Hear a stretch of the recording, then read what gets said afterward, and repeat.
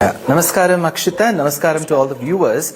While wishing each one of the Bharatiya greetings for this Prana Pratishtha which is going to happen on the 22nd of January. To your question, yes, Prime Minister, the Honorable Prime Minister has been visiting some of the iconic places. One which was in Nashik, then he came down all the way to Lepakshi in Andhra Pradesh. So Nashik has association with the Aranya Kandam of the Ramayana, where Rama, Lakshmana and Sita lived by the banks of river Godavari. And that is also the place where Shurpanakha's nose was, she was humiliated, as some call it punishment for her act. Then Lepakshi, some believe that Jatayu Moksham happened there, but we do understand that Jatayu's Moksham also happened in Maharashtra. Yeah. That said, something very interesting is the Triprayar Ramakshetram, because Kerala believes in the worship of 4 temples. Triprayar is for Rama, Irinyalakuda or Kudal Manikam is for Bharata, Tirumurikalam is for Lakshmana, and Payamal is for Shatrughna. Of the 4, the first is Triprayar, which is for Rama or Ramaswamy. So the Honorable Prime Minister visited that temple. And another temple which is associated with certain Puranic statements is the Rameshwaram temple, where there is Ramanatha Swami. Something very interesting about the temple is the kings who did a lot of service to the temple were called Setupati Rajas.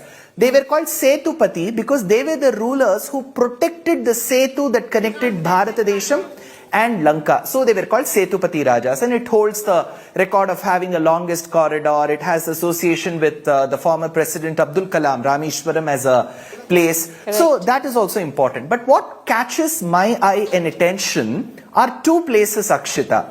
One is Guruvayur in Kerala, and second is in the adjacent state of Tamil Nadu, which is by the banks of river Kaveri, called Srirangam. In the Ramayana, we have reference where Kaushalya was worshipping her Kula Deivam, the family deity, Aradhaya Jagannatham, Ikshvaku Kula Deivatam. And Rama and Sita worshipped this Lord while in Ayodhya. Sahapatnya Vishalakshyam Narayanam Upagamat. So Valmiki Ramayana clearly states that the divine couple Sita and Rama worshipped their family deity in Ayodhya. And towards the end of the Pattabhishekam, this Kuladhanam was handed over to Vibhishana.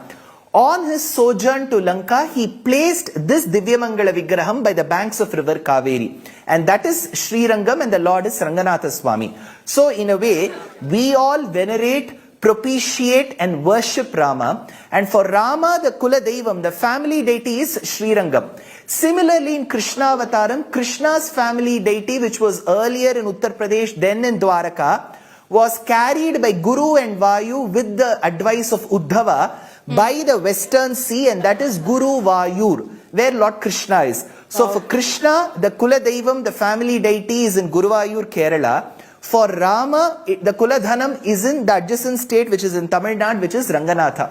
So this is the significance. But one, I am a non-politician, Akshita, but just a small bit of a political statement. The Prime Minister hails from the state of Gujarat. Yeah. His constituency is in Uttar Pradesh. So both these states, of course, hold immense significance to him. And the Kula Deivam for Rama of Uttar Pradesh is in Tamil Nadu, and the Kula Deivam for Krishna of Gujarat is in Kerala.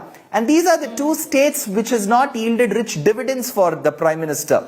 And Adi Shankara and Ramanuja hail from these 2 adjacent states.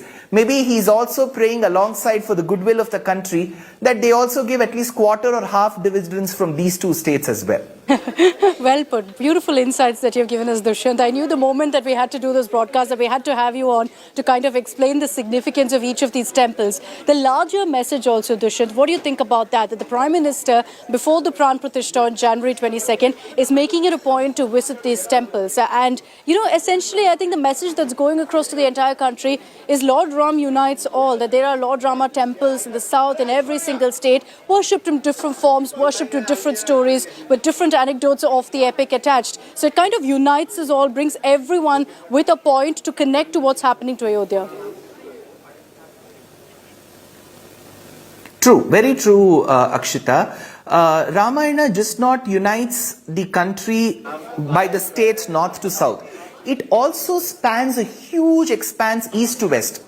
We also go from Kambuja Desham to Thailand to Indonesia, where the Kakavin Ramayanam is, where the Kechak dance is performed in Bali.